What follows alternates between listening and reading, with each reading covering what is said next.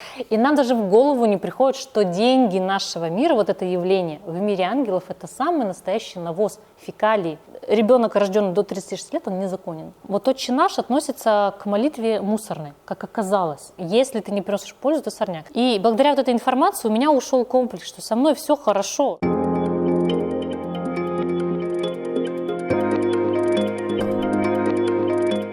Всем большой привет, с вами Светлана Божина, и сегодня у меня в гостях автор трилогии Рангила Валентина Когут. Всем привет! Как вы знаете, книга Рангила произвела на меня очень сильное впечатление, я записывала на нее видеообзор и в выпуске сказала о том, что мне очень бы хотелось познакомиться с автором.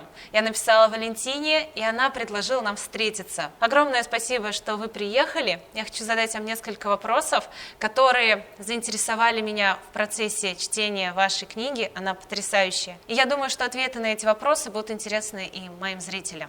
Готовы? Да. Итак, первый вопрос. Сколько времени ушло на написание трилогии? 2,5 года. 2,5 года. А вот когда вы начинаете писать книгу, вы уже заранее знаете концовку или все действия приходят в процессе? Все приходит в процессе. Как бы общая канва есть общие главные герои, между которыми ты понимаешь, что должны развиваться какие-то сюжеты. Но остальные приключения, сюжетные линии дополнительных персонажей, они, конечно же, всегда в процессе. Что-то думается, придумывается. Понятно. А еще мне интересно, как вот этот процесс у творческих людей происходит? Вы каждое утро встаете и вот как на работу идете за ноутбук, печатаете, или же вы пишете только когда есть вдохновение, и вы можете не писать книгу там месяц? Есть режим какой-то рабочий? Ну вот когда именно с трилогией Рангилы, потому что я уже писательница нескольких книг, но от трилогии Рангила это была прямо работа, потому что я творческого опыта до этого не имела, у меня не было никаких проблесков писательского таланта, я не проявляла никаких вообще даже намеков на то, что я могу сочинить два интересных слова, да.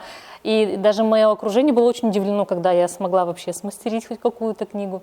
Вот, поэтому для меня это была прямо работа. Я сказала, что я хочу написать книгу, и я буду вставать каждое утро и по абзацу, по страничке я буду писать. Поэтому лично для меня это был не вопрос вдохновения, а вопрос прямо работы. Понятно. Но очень круто получилось. Спасибо. Я думала, что у вас прям какое-то супер образование, что ли, писательское. Потому что, когда я читала, я прям представляла каждую деталь. Я вижу этих мужчин, ну и прям вот все досконально. И еще один вопрос. Как сегодня можно заработать на написании книг?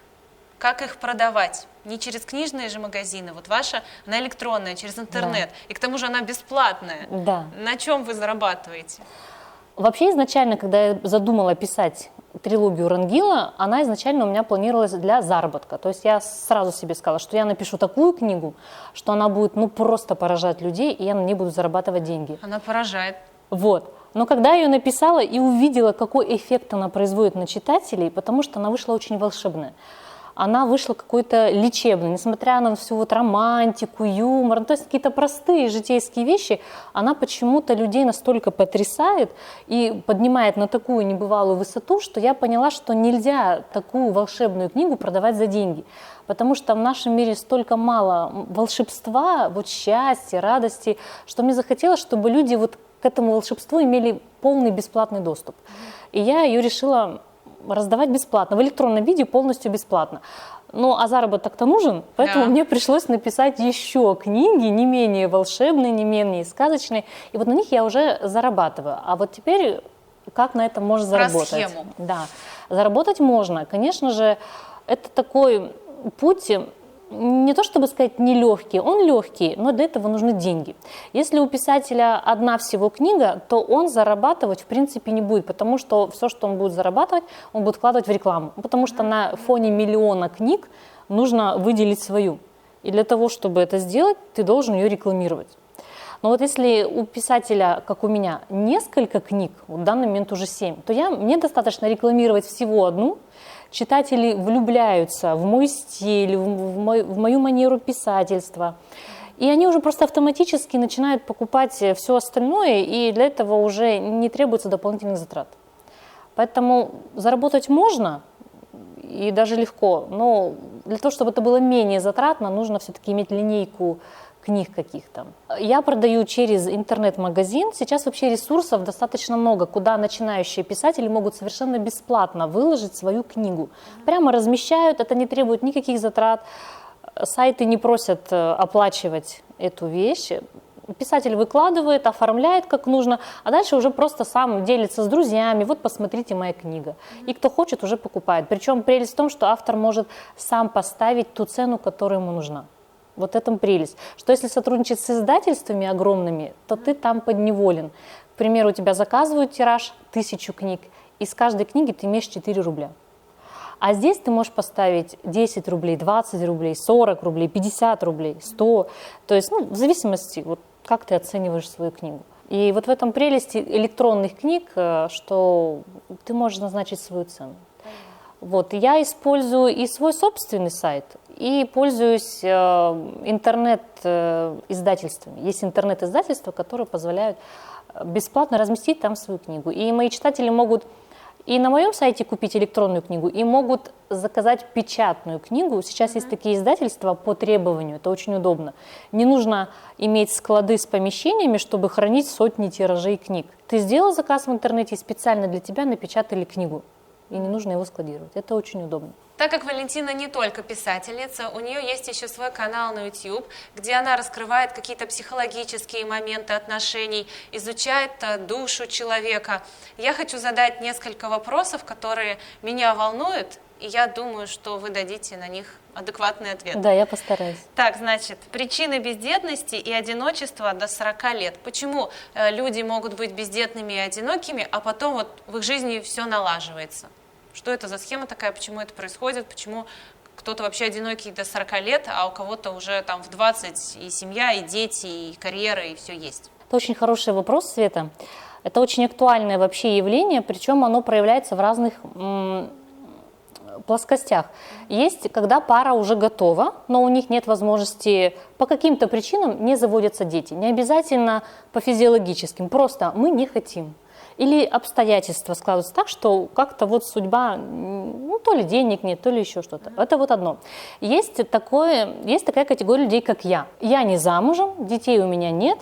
И что бы я ни делала, я замечаю, что в моей жизни все время складываются обстоятельства так, что спутник жизни мне прямо намеренно не приводится в мою жизнь. Ну и, соответственно, нет детей. То есть это вот еще такая категория людей. А есть категория людей, которые в принципе не хотят иметь детей. Это удивляет многих, почему так, что за время пришло успешные молодые люди, и у них... И они не хотят этого делать.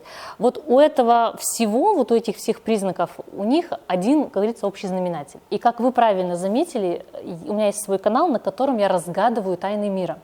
У меня есть определенный дар, я имею возможность задать вопрос, как говорится, в космос, или природе, или ангелам, и получить на него ответ.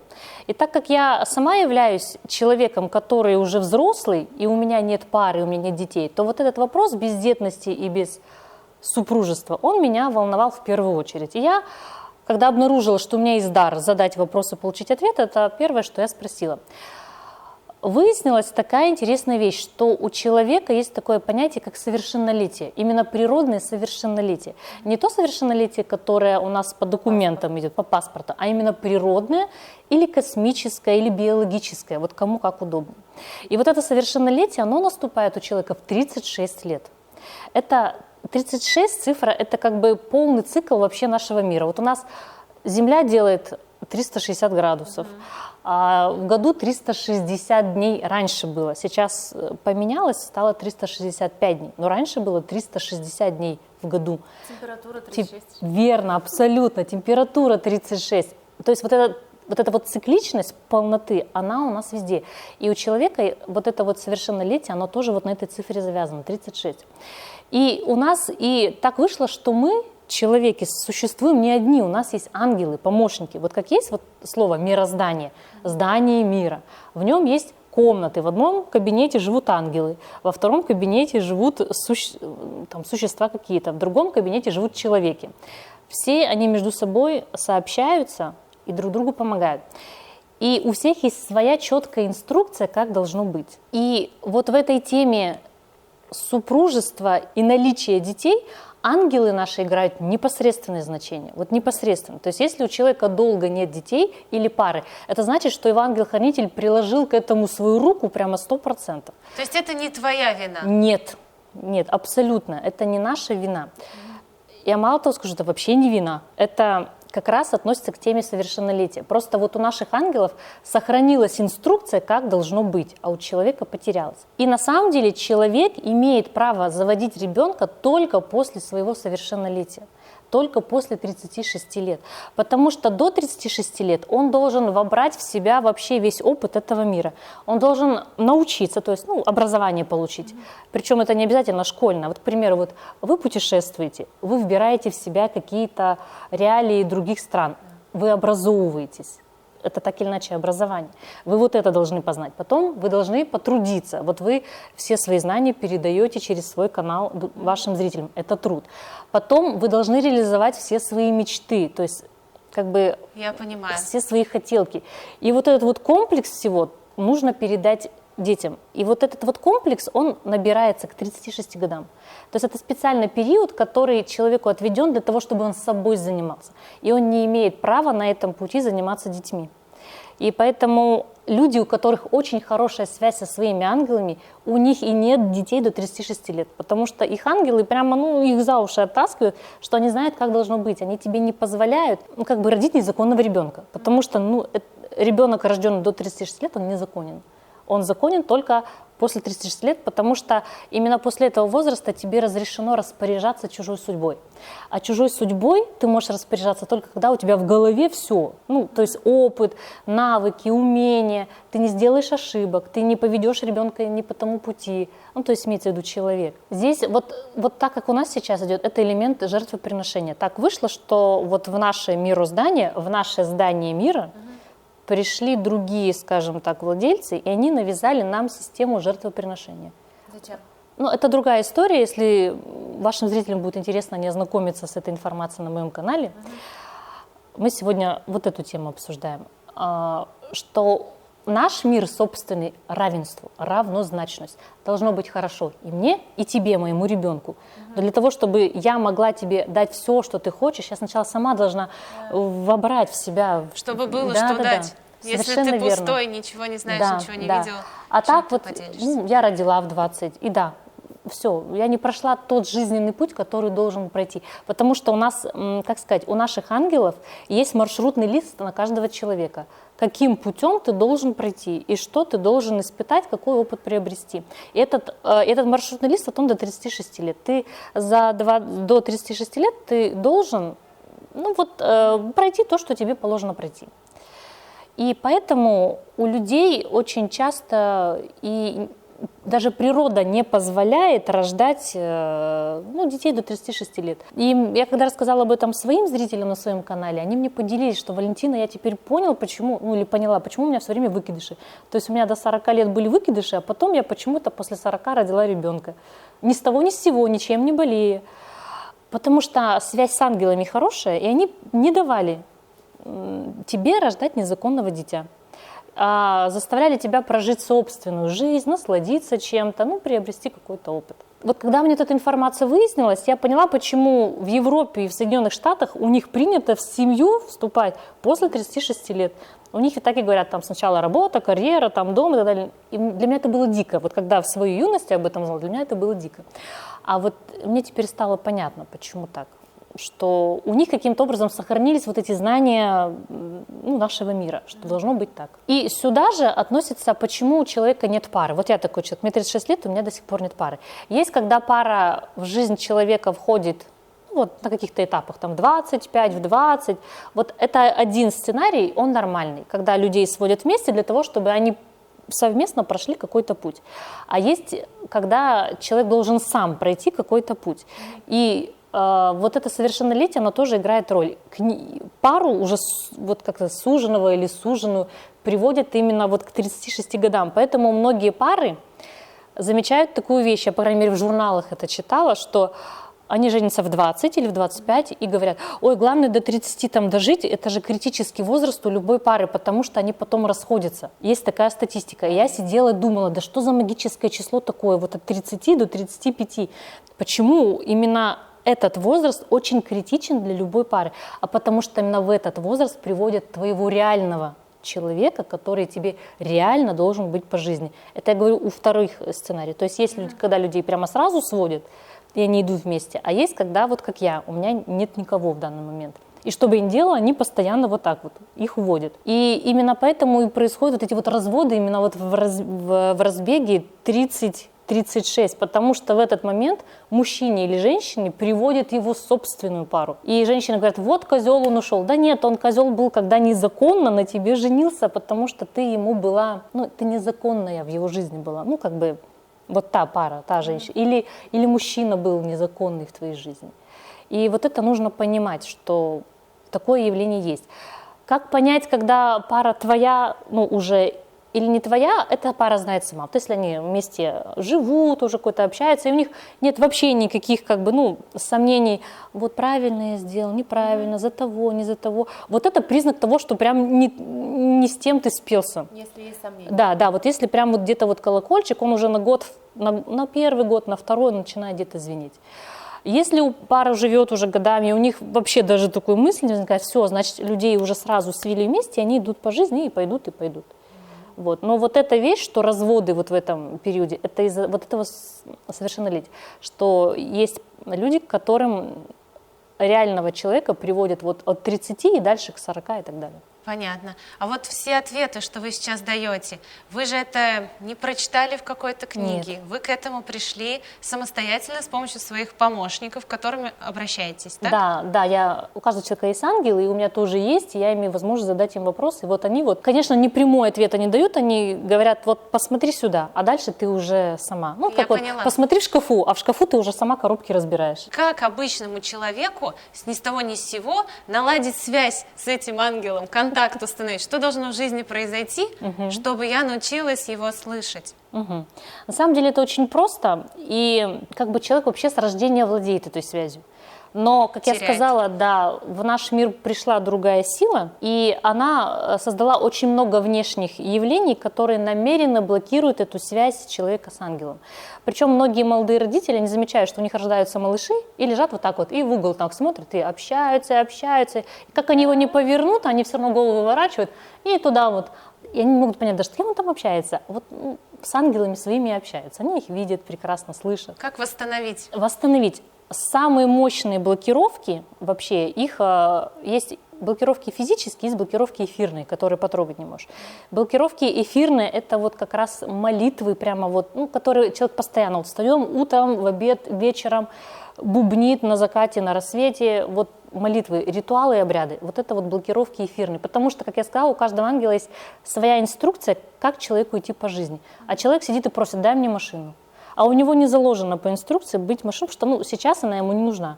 А человек молитвой берет его и выламывает руки ангелу и заставляет это сделать. И вот так нельзя. То есть связь как бы теряется. Ангел сам начинает блокировать связь с человеком, чтобы человек молитвой не выкручивал ему руки. Это вот из эфирных блокировок. Молитвы, ритуалы, обряды. Там дунул, плюнул, костер развел. Из физических блокировок, это самые популярные, это курение табачных изделий, употребление алкоголя и поедание мяса. Это вот блокировки, которые блокируют именно связь с ангелом. Причем мясо блокирует связь с внутренней. То есть есть ангел, который внутри нас, душа мы его называем. И язык внутреннего ангела – это интуиция, подсказки. Вот я, к примеру, выхожу на улицу, смотрю 3 магазина, в какой пойти? И мне так, вот сюда душа лежит. Вот мы даже знаем такое выражение, душа лежит сюда. Да. Это вот подсказка ангела. Или вот платье, да, вы приходите в магазин, какое платье? Так, вот на вот эта душа лежит. То есть это вот подсказка, язык внутреннего ангела. И вот этот блокирует мясо. То есть чем меньше кушается мясо, тем сильнее вот эти вот подсказки. На каком самолете поехать, на каком поезде, в какое время, в какое число. Вот я сегодня, вот наша встреча сегодня, когда мы уже выяснили, что мы встретимся, я сидела и думала, в какое число встретиться. И вот так вот открыла календарь, вот в это. На каком поезде поехать? Вот на этом. То есть это вот связь. Причем это не словами, просто как импульс изнутри. А вот алкоголь, табакокурение, оно блокирует связь с внешним ангелом. То есть ангел, который внутри, как водитель, сидит внутри автомобиля, а есть ангел, который сплетает обстоятельства. Чтобы поезд пришел вовремя, чтобы нужный человек в вашу жизнь пришел вовремя, чтобы там обстоятельства и события сложились хорошо. Вот это ангел-сплетатель. Внутри ангел-водитель, снаружи ангел-сплетатель. Вот его блокирует алкоголь и табакокурение. Поэтому чем меньше человек вот это употребляет, тем лучше он имеет возможность сплетать обстоятельства, чтобы успешнее были дела, чтобы идеи нужные приходили. Что в любом случае человек все будет делать сам, но чтобы его удачливее приводить к тем или иным моментам, у ребят должны быть силы, и доступ к телу должен быть открыт и не заблокирован. Поэтому, может быть, вот вы же часто в Азии путешествовали, и там из-за жары вам приходилось, возможно, меньше кушать мясо. Так мы с Сашей не ели мясо, он 7 лет, я 4. Вот, потому что вот по вам видно, я все равно же за каналом слежу, вот «Вечное лето», и видно, что вы очень многие решения вот как-то интуитивно, как-то еще что-то, ну, то есть прям по вам видно, что вы как бы очень хорошо, вы этому отчет не отдаете, но видно, что вы очень хорошо на связи. Вам здесь как-то удачненько, здесь, вот здесь. Это вот, да.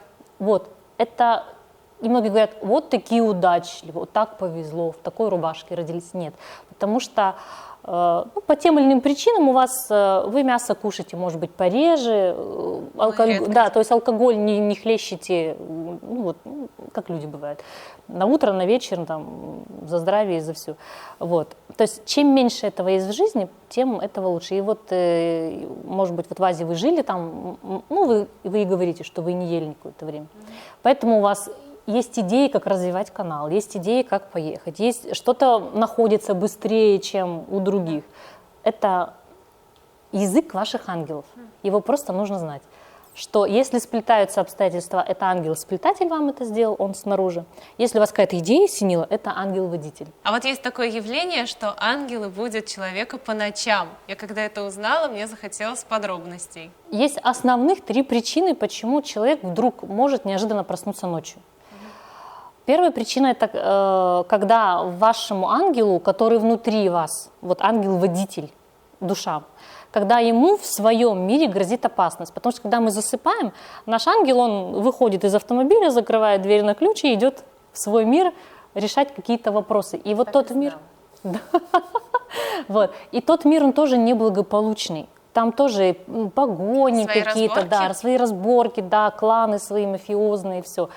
И когда ему грозит опасность, он тогда быстро бежит к своему автомобилю, открывает, вскакивает и захлопывает. И автомобиль, то есть человек, является защитной оболочкой. И для того, чтобы душа оказалась в безопасности, ему нужно человека активизировать, чтобы он был в сознании. И для этого он его быстро будет, и человек просыпается: ой, фу, хорошо, я спасся. Да. Это именно обозначает, что душе грозила, там снился кошмар, душе грозила опасность, и он обратно вскочил в тело, и тело послужило защитной оболочкой. Потому что душа в безопасности, когда тело именно в сознании. Именно в сознании, не когда спит, а когда в сознании. Вот это первая причина, когда ему грозит опасность. Вторая причина, когда вам снится сон, и в этом сне есть для вас важная информация. И для того, чтобы вы запомнили именно вот этот отрезок информации, вас нужно разбудить. Потому что вам снится, всю ночь снится, 8 часов снится. Если вы проснетесь утром в 8 утра, вы не запомните, да, вы будете помнить ровно вот те 5 секунд, которые были… Что-то было интересное. Да, которые на рассвете были, вот вы это запомните. А если что-то было важное для вас в 2 часа ночи, в 3 часа ночи, то он вас разбудит именно для того, чтобы вы запомнили вот этот отрезок. Там может быть какая-то подсказка, может быть какое-то предупреждение, просто отчет о текущей ситуации. К примеру, вот у меня есть канал Света Божина, вот на какой стадии он находится, и вам дадут ответ и разбудят на том моменте, на который вам будет понятен ответ. Это второй момент, что для того, чтобы вы запомнили нужную для вас информацию. И третья основная причина – это если ему нужна ваша энергия. Потому что человек дает душе энергию. И если он там решает какие-то вопросы, к примеру, вот он живет своей жизнью, а вот сегодня у него важная встреча, и он сильно переживает, ему нужны дополнительные силы. поддержка. И тогда он человеку не дает заснуть, чтобы подпитываться его энергией. И вы можете просто сидеть до 3 или до 4 ночи, сидеть, смотреть фильмы, сериалы, играть в игры, читать книгу. Вас ничего не беспокоит, ну, душа не грызет, ничего, но почему-то вы не спите. Это значит, что ваша душа там, в своем мире, выполняет какую-то задачу сложную для него, морально напряженную. И он вас держит на подстраховке, во-первых, чтобы вскочить быстро, если вдруг опасность, а во-вторых, чтобы подпитываться вашей энергией, чтобы ему было легче. Вот как вы, допустим, может быть, какое-то у вас бывает, ну, на мероприятие вы идете и говорите: ой, Господи, дай силы, ну все, или пойдем со мной, чтобы было легче. Это вот оно и есть, только вы просите силу у него. И наши души, они живут так. Человек днем бодрствует, а душа спит. И наоборот, когда мы спим, он бодрствует. И вот если вам днем, вот вы, Светлана, вы идете на какое-то мероприятие, и вы очень напряжены, вам нужна поддержка вот такая вот моральная. У вас день, у него ночь, он не будет ночью спать, он будет с вами, чтобы вот прямо руками вам помочь, подсказать, чтобы вот концентрацию вот эту держать вашу. Вот. И также точно в обратную сторону. Если ему в его днем нужна помощь, именно вот моральная, энергетическая, то вы ночью спать не будете. Еще один вопрос, который хотелось бы мне задать. Грешно ли разводиться? Вот что ангелы говорят по этому поводу? Вообще такого понятия у ангелов, как грех, нет. Есть соответствие закону, соответствие инструкции, соответствие параметрам и несоответствие. Вот вообще по нашему закону нашего мира человека должна быть одна пара, с которой он пойдет по жизни. Неважно во сколько лет, но он должен быть один, с которым будут вместе и с которым уже родят детей и дадут им опыт. Но наш мир сломали. Пришла другая сила, кто как ее называет, но наше мироздание, вот наше здание мира, вот нашу компанию, в которой работают и ангелы, и человеки, и животные, и птицы, все, мы все работаем в одной компании. Ее захватил другой владелец, рейдерский захват произошел. И он навязал свои параметры, и наш мир сломан. И появилось такое явление, как карма. Может быть, слышали. Да. А может быть, слышали еще кармические узлы. Да. Отработать кармический узел. Вот эти понятия слышали, да? Вот это все не наше. Пришли другие ребята и стали прописывать людям другой сценарий, что в твоей жизни должен быть не один мужчина, а 2, а лучше 3, и с каждым ты должна родить ребенка и отработать какую-то свою карму, и только потом ты, значит, встретишь своего суженого. Вот эти все сценарии, они не наши. Они есть, но они не наши. Соответственно, наши ангелы, они знают, что пришла вот эта вот сила и заставляет людей съезжать со своего пути. И в 25 лет выходить замуж не за того мужчину. У них там написано, что должен быть другой. Но человек под воздействием вот той другой силы съезжает со своего пути и выходит замуж или женится на другом. Соответственно, они знают, что так не должно быть. И они пытаются до человека дотянуться и сказать, что это не твой, это не твоя. Уходи от него. Ну, нельзя мучиться в этих отношениях. Ну да, там 2 года вам было хорошо, но потом же ты видишь, что плохо. И да, дети у вас появились, все, но это не положено так. Твой потом. И вот в этом аспекте у них нет понятия грешно. Ты обязан. А если тебе стало плохо с этим человеком, ты обязан от него уйти, потому что если ты с ним остаешься во имя семейных отношений, там, во имя детей, это жертвоприношение. Ради детей. Да, вот так ради детей, это жертвоприношение. И наш мир не такой, и наши ангелы, они пытаются выровнять, убрать людей с этого жертвоприношенческого пути. Поэтому если так вышло, что человек вот под воздействием вот этих вот кармических, нелегальных сценариев все-таки вышел замуж или женился, а потом понял, что это не его, он обязан уйти. Вот прямо обязан. Он не должен вообще испытывать никакой энергии страдания, мучиться, накладывать на свою судьбу руки, не на жизнь, а именно, ну все, я уж как-нибудь так, главное дети. Категорически так нельзя делать. Поэтому разводиться можно и нужно, если ты понял, что тебе плохо в этих отношениях. Потому что ангел тебя приведет к нужному. Главное, если человек скажет, нет, все, я 100% буду с этим мужчиной, то вот это человеческое решение ангел не сможет победить. А человек должен быть открыт. Он должен понимать, что, ну да, так вышло, ну оступился, оступилась.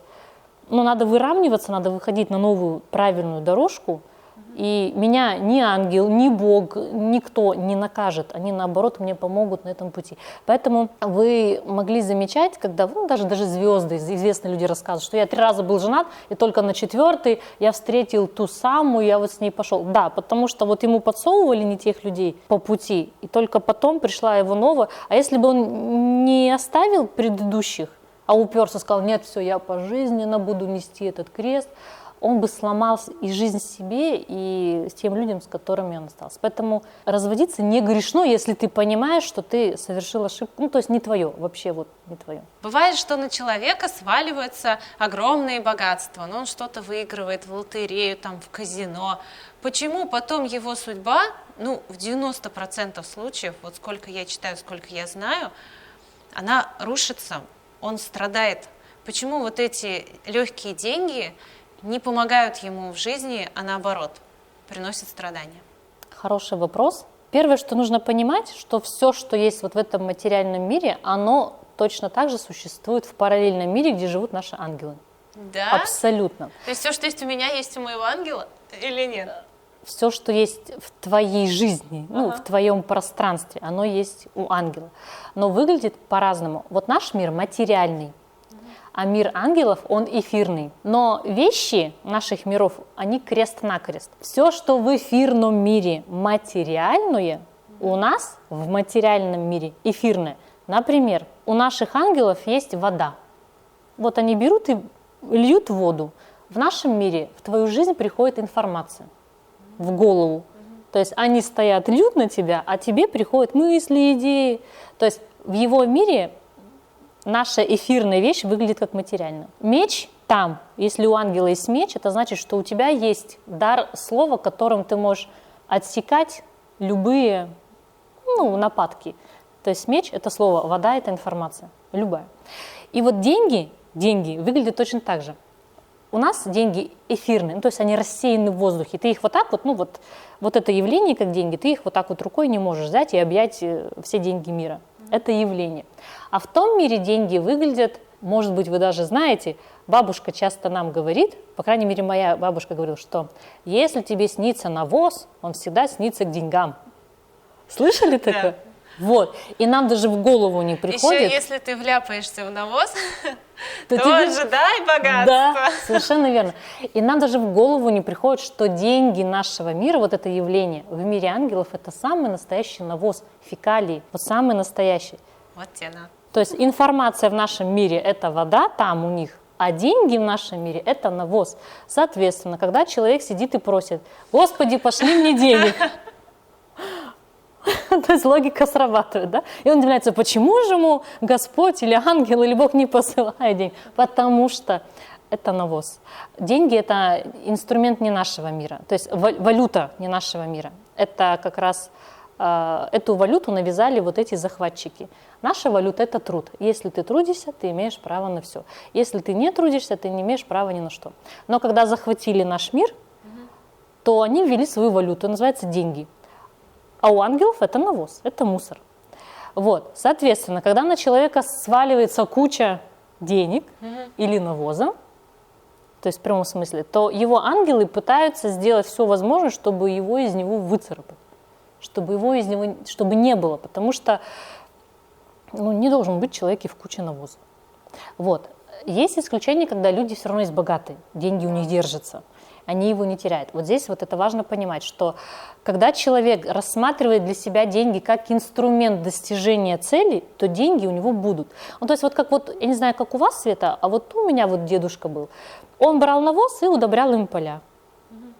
То есть от животных навоз брал и удобрял поля. То есть он не копался в нем, он не плавал в нем, он не обмазывался. Вот я весь в деньгах, вот я весь в навозе. Он его аккуратно собирал в какой-то ячейке и потом использовал как инструмент для удобрения. Так вот, когда человек имеет цель, что мне нужны деньги для того, чтобы купить квартиру, купить машину или помочь другим, вот тогда ангелы начинают вот эти вот деньги приводить в жизнь человека. И многие люди говорят, что вот я когда просто хотел иметь денег, чтобы они у меня были, у меня их не было. Но когда я только сказала вслух, что я хочу иметь деньги, чтобы помогать людям, у меня они стали появляться. И у меня точно так же. У меня произошло точно так же. Я раньше, до написания книги, я хотела, ну все, я хочу иметь денег, чтобы были деньги, чтобы я могла путешествовать, еще что-то. Ни в какую не шли. Как только я сказала, что мне нужны деньги для того, чтобы поменять этот мир, мне сразу пришла идея написать книгу. Первая, вторая, третья у меня начали появляться денежки, потому что у меня есть цель, то есть для конечной цели. Вот, поэтому люди, у которых есть цель, для чего им нужны деньги, они потихоньку к ним приходят. И, может быть, есть еще, может быть, вы замечали, есть люди, которые говорят, у меня деньги вообще в руках не держатся. Да. Вот есть такое явление, да? Вот пришли, ушли. И я точно такой же был человек. Я думаю, да что за напасть такая? Да что я такая? Вот вообще нет никакого мышления, чтобы спланировать, как-то запланировать. Вот, потому что это навоз. И когда у тебя появляются деньги, в руках появляется навоз, именно глазами ангелов. И они делают все возможное, чтобы твои ручки быстренько очистить, чтобы ты эти деньги, этот навоз, обменяла на вещь. Ну, там, купила косметику, там, ну, еду купила, ну, там, одежду. Вот что угодно, но чтобы они у тебя не задерживались. И только если ты хочешь, ну, какую-то глобальную цель, допустим, мне нужны деньги, чтобы там подкопить и купить квартиру или машину. Все, ты как бы в уме и там, в эфирном мире отгораживаешь такой загончик, ну, у нас в своем случае это банковский счет, к примеру, и аккуратно туда складываешь. То есть он там лежит, он твои руки не пачкает. И там они лежат, и спокойно вот там оно копится, и в нужный момент ты можешь оттуда взять и, опять же, обменять на какую-то вещь, которая тебе принесет пользу. И еще один вопрос. Про деньги я поняла, про семью я поняла. Последний вопрос, который не могу не задать, про смерть. Это меня очень интересует. Я не знаю, что с мной такое. Я каждый день... И вот нет ни одного дня в моей жизни, чтобы я не думала о смерти, о своей. Не знаю, я этого не боюсь. Мне просто интересно, как это все происходит, куда девается моя душа. Я очень много фильмов пересмотрела. Везде все как-то похожее, но как-то все и по-разному. Когда человек умирает, что происходит с его душой? Что ангелы говорят по этому вопросу? Я, конечно, не ожидала, что вы можете думать о смерти каждый день. Ну да, бывает, может быть, это как фобия или это не фобия? Это не фобия, я просто знаю, я каждый день просыпаюсь, и я понимаю, что сегодняшний день, он может быть последним. И у меня нет права провести его глупо. Я не могу валяться целый день, смотреть какие-то сериалы. Я должна сейчас встать, сделать то, помочь кому-то. Тогда я, если этот день будет последний, я буду знать, что я прожила его достойно. То есть это как элемент мотивации такой даже, да? Угу. Ну, вот по тем данным, которые есть у меня, я поделюсь той информацией, которая есть у меня, потому что вы правильно сказали, что в интернете информации много на эту тему. Ну, вот лично для меня она абстрактна. Ну, кто-то куда-то летит, в наших религиозных кругах кто-то в рай идет, кто-то еще куда-то. Я задала тоже этот вопрос, я поделюсь тем, что пришло мне. Вот наш дом, вот который мироздание, здание мира, в нем основных 4 комнаты, 4 мира. Они выглядят по кресту, то есть вот вверх, вниз, влево и вправо. Вот в правой половине живем мы, человеки. В левой половине живут ангелы, которые сплетают обстоятельства. Вот в нижней половине живут как раз ангелы, души наши, которые водители. И в верхней половине живут ангелы-покровители. Вот. И циркуляция после смерти, она происходит вот в рамках вот этих вот 4 миров.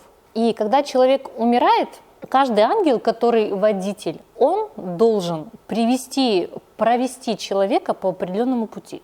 То есть ты садишься в автомобиль для того, чтобы с его помощью доехать до определенной точки, чтобы он выполнил определенное предназначение, определенную задачу.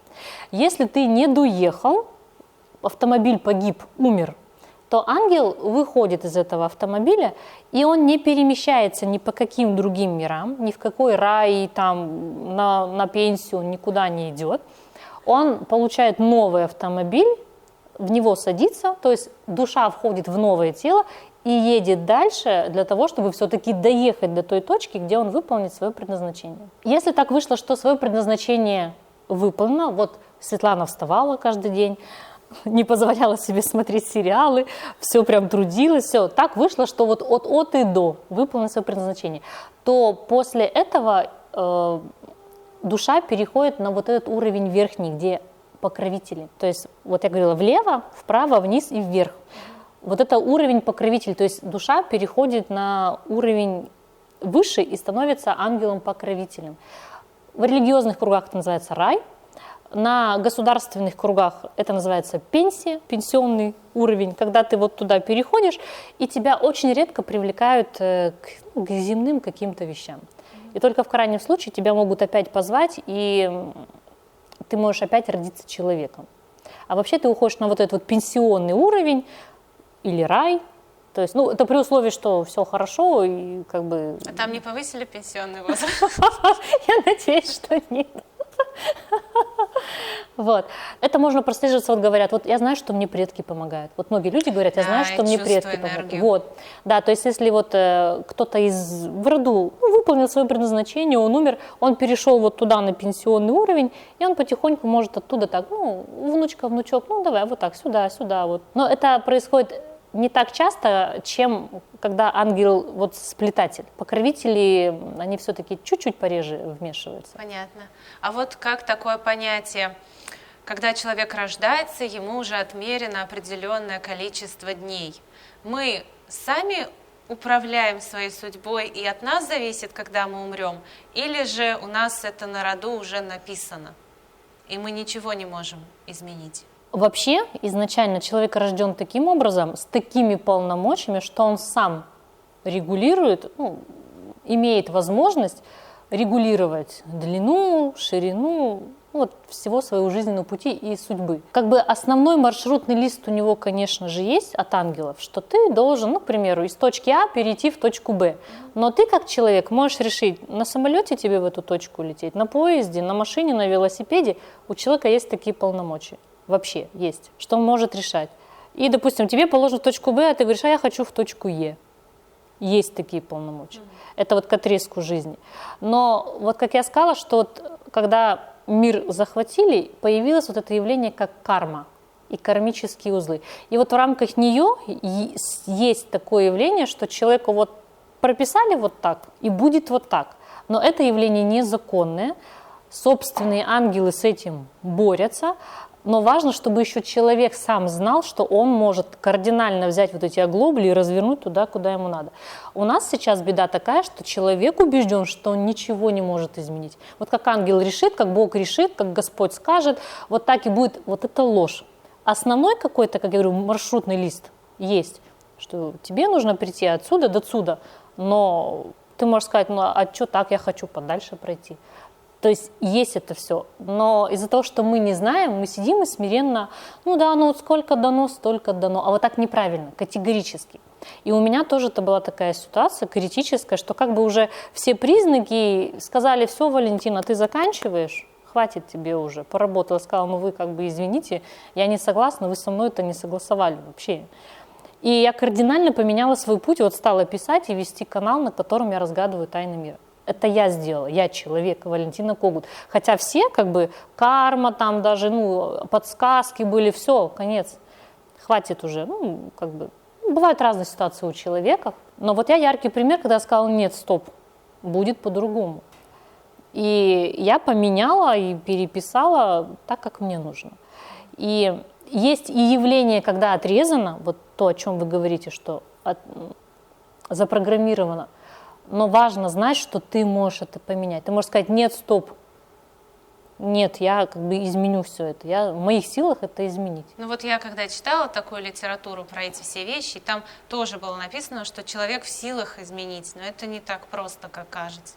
Да. Нужно работать. И еще у меня такой вопрос родился, может, вы мне подскажете, болезни. Из-за чего у человека возникают тяжелые заболевания? Это потому что он их заслужил какими-то своими делами. Это потому, что они должны его чему-то научить. Или, не знаю, там, родословная такая. Что ангелы говорят вот по поводу не простудных таких заболеваний, а реально тяжелых, когда человек болеет годами. И некоторые умирают, а некоторые возвращаются к нормальной жизни. И непонятно, кому что. Сценариев здесь много разных. Если брать прямо вот тяжелые, которые приобретенные, вот вы какие имеете в виду? Которые вот Рак, да? Я говорю, вот есть несколько факторов. Есть то, что наш мир делает. Едой, водой. Да, я понимаю. Внешне. Вот это то, что искусственно прямо сделано. Вот мне кажется, рак он искусственно сейчас сделан, Вот, потому что да. раньше не было столько случаев. Да, А такие же, сейчас- как сахарный диабет, СПИД, потому что я у своих бабушек, дедушек спрашиваю, они говорят, мы вообще такого не слышали. Да. Это появилось вот 20 лет назад. Значит, а что поменялось? Поменялась еда, вседозволенность, вседоступность. И вот к этому ангелы, конечно же, отношения не имеют, потому что не они это делали, не они это придумывали. Но бывает, они используют этот самый инструмент, используют эту самую вредную еду для того, чтобы на человека надавить. И вот здесь как раз вот тот момент, который вы озвучили, что чему-то научить, на что-то обратить внимание и так далее. И есть такое. Вот в моем случае было, чтобы заставить меня писать книгу. Вот у меня было такое, чтобы заставить меня писать книгу. Потому что я была совершенно в другом месте своей головой. Меня интересовали, кто женихи, платья, путешествия, все. Какое писательство, тем более такой волшебной книги.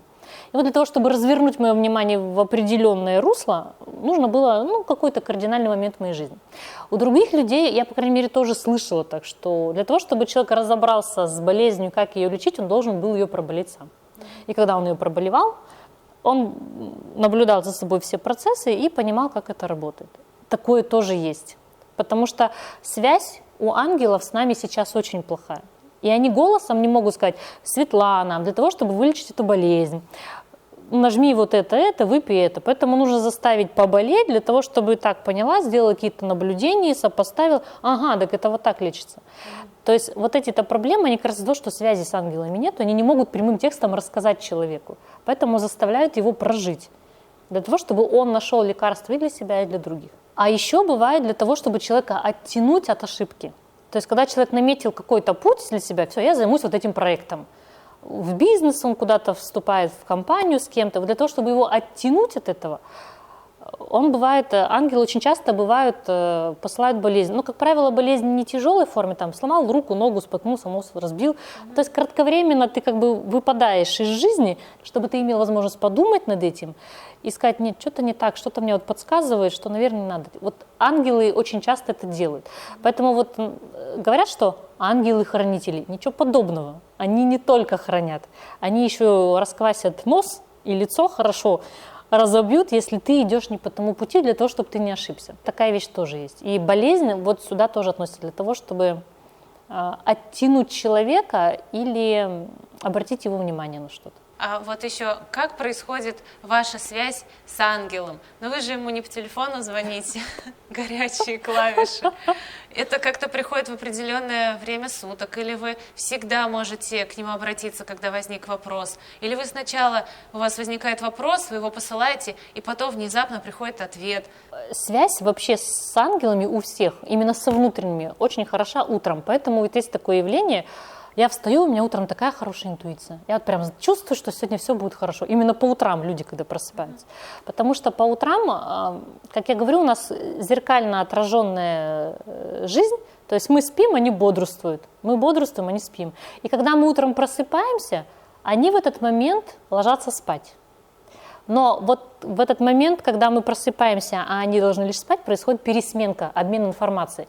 Они там что-то походили, посмотрели, просмотрели дорогу наперед, на день. И когда мы утром просыпаемся, они интуицией передают: так, сегодня будет хорошо, нет, сегодня будет плохо, сегодня лучше не выходить, или сегодня лучше поосторожней. Утром идет эта пересменка. И поэтому многие люди замечают, что размышлять лучше всего по утрам, когда садишься на зорьке. И у меня то же самое. Меня даже часто бывает будят часов в 5, в 4 утра. И ты лежишь, просто думаешь, а потом ты понимаешь, что в этих думах приходит тебе ответ.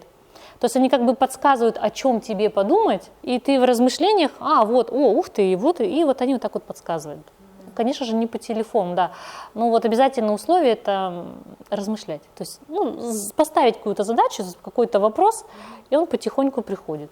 А мы, люди, можем сделать что-то, чтобы нашим ангелам там лучше жилось? Да. И, собственно, я своих зрителей этому и учу, и многие мне уже написали, что они прислушались к моим советам, и их ангелам стало намного лучше. Собственно, это убрать блокировки, потому что нужно понять, что каждый ангел рожден для того, чтобы выполнить свою задачу. Его задача – помочь человеку. Если он не выполняет свою задачу, к нему какие-то штрафные санкции, что угодно применяется, потому что он не справился со своей задачей.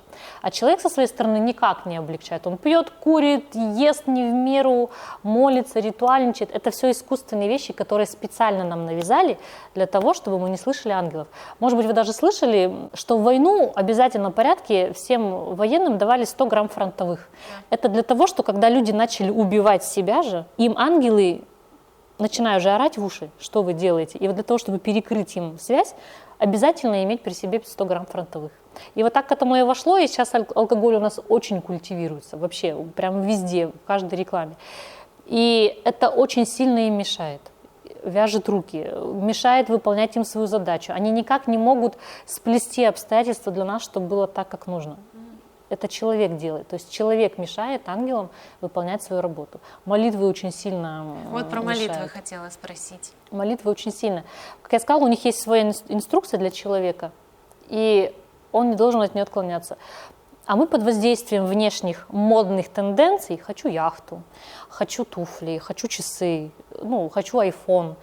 Это внешние модные тенденции. Мы заставляем наших ангелов делать вообще не то, что у них положено для человека Мы сделать. молитвами просим не то, что Да, нужно. да. А если такая молитва, как «Отче наш», там же ничего не просится, просто... Вот «Отче наш» относится к молитве мусорной, как оказалось. То есть вот нужно понять, что они там все живые, и у вас есть папа или мама. И вот вы каждый день встаете утром: «Папа, слава тебе, и светится имя твое», и вот это вот, то есть в этой молитве нет никакой пользы, вообще никакой, а наш мир заточен на пользу. Если ты не приносишь пользу, ты сорняк, а ты должен быть пшеничный колосок, обязан быть пшеничным колоском. Если ты не приносишь пользу, ты сорняк. И вот как я сказала, что в нашем мире все, что эфирно, там выглядит материально. Каждое слово там выглядит как камень, которого ты прямо кидаешь в человека. И вот когда мы говорим «да светится имя твое, да пребудет там» и все это прямо как вот прям мусор, вот как вот ходят люди и кидают мусор. И ангелам очень сильно засоряет дорогу. Прямо у них есть дорога, и на этой дороге человек идет, и в этой нет пользы, вообще никакой. Ладно бы действительно проблема возникла, да, вот случилось что-то, и вы говорите: ребят, помогите, пожалуйста, вот своим ангелам. Я так и говорю: ребята, у меня вот такое затруднение, посмотрите, пожалуйста, что можно сделать. Я не молюсь, я не говорю каких-то волшебных слов. Вот есть необходимость. Ты сказал: ребята, посмотрите, что-то не очень хорошо, посмотрите. Все, они решили этот вопрос. А молитвами нельзя это делать, потому что мы не знаем, что в молитвах зашито. Там ведь слова есть такие, которые... к примеру, слово «дракон». Мы знаем слово «дракон», а переводится «древний ракон», то есть древний свет знаний древнего закона. А вместе это дракон. И когда мы говорим там дракон, мы совсем не то имеем в виду. Поэтому, когда в молитвах у нас прописывается какая-то вещь, мы не знаем, что мы говорим на самом деле. И это выглядит как мусор. Вот именно просьба о помощи своими словами, вот это нормально. Но не каждый день, ни утром, ни вечером. Это не должно быть в ритуальности. У них расчищается дорога, у них расчищается пространство от слов, потому что каждое слово у них это фантик мусорный. Если слово без пользы, это фантик без конфетки. А должны быть конфетки. Или непонятно? Нет, я поняла. Понятно. Я просто удивлена. Это да. И мои зрители, которые я уже 2 года веду эту деятельность, и для них это было так дико слышать, но они приняли на веру, сказали: Валентина, мы поэкспериментируем. Перестанем молиться, все.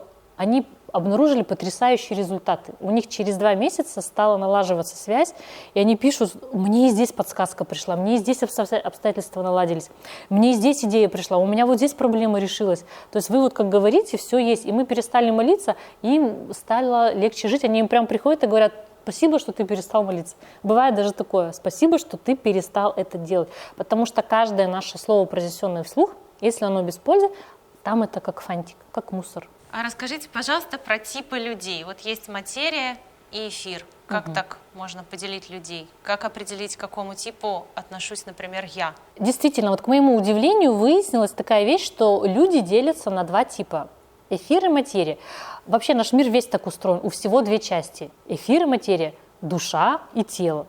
Вот все так строится. И характеры людей тоже делятся по этим типам. К эфирному типу людей относятся люди творческие, или ученые, или учителя, тренера именно, которые ведут какие-то лекции, семинары. ваша деятельность тоже относится вот к этому типу людей, что вы не руками стругаете, что-то ломаете, ну, что-то создаете, а словом, образами, информацией. Вы создаете новые продукты, именно эфирные. А люди по материи, они именно руками что-то делают. Ну, швеи, там, мастера, повара, кто там, плотники. И для меня было очень важно это узнать, потому что я отношусь к чисто эфирному типу людей. И меня с детства учили так: ты женщина, ты девочка, ты должна уметь готовить, убирать дом, совершенно верно, стирать, гладить, вот, шить должна уметь. Меня вот это готовили. И я с этой информацией познакомилась сколько? В 3-4 года. И я до 34 лет, у меня развился дикий комплекс, потому что я-то вижу себя, что я руками не могу делать ничего, но зато я прекрасно что-то сочиняю в уме.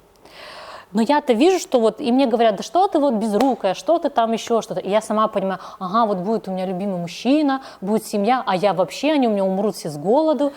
Все, я никчема, я никто, я умру, и вся моя семья умрет в будущем. И когда ангелы мы объяснили, что люди и делятся по таким типам, что не должно быть стереотипа, что вот ты женщина, ты обязана стирать, гладить, готовить. Что если как бы такого стереотипа не должно быть.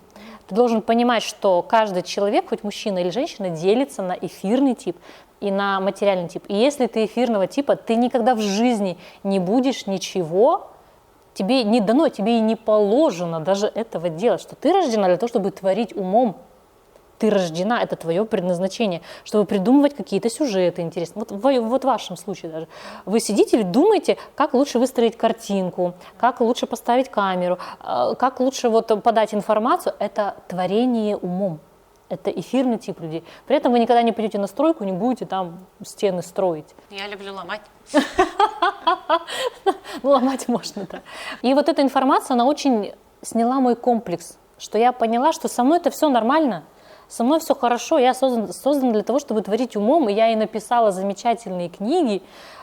Это именно результат того, что я эфирного типа. И я перестала переживать, что со мной что-то не так, я не умею готовить, я не умею шить. И меня и не тянет, и меня даже как будто бы по рукам бьют, если что-то начинаю делать. У меня то шпарюсь, то порежусь, то еще что-то. И благодаря вот этой информации у меня ушел комплекс, что со мной все хорошо, что со мной все правильно, что моя задача и мое предназначение творить умом. И также к мужчине ведь точно такие же, ну, как бы вот, что ты мужчина, ты должен, значит, там обладать какими-то профессиями, а он тоже может быть рожден эфирным, он создает умом. И я так понимаю, вот Александр, да, ваш супруг, вот он тоже, он работает с информацией.